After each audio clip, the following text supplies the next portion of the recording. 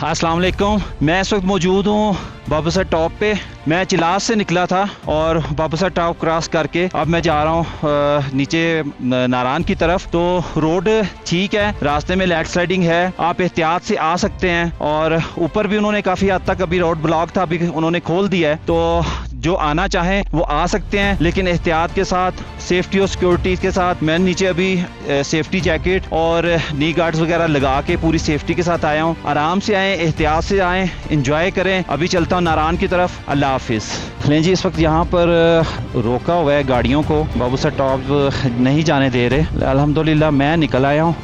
कोहरा बहुत ज़्यादा नहीं है, चांद बहुत थोड़ी जगह पे, मतलब बाइक में निकाल के लेके आ सकता हूँ तो गाड़ी इजीली जा सकती है। बिल्कुल। तो आप अभी जा सकते हैं इस टाइम पे, क्योंकि अभी कोहरा खत्म हो गया है। थोड़ी छोटी गाड़ियों को तो मेरे ख्याल से आराम से होना गाड़ी नहीं चाहिए। इशू ही नहीं तो अगर मैं आ सकता हूँ तो ये ना मनो भी वापस भेज देना तो गल है यार। हाँ भाई।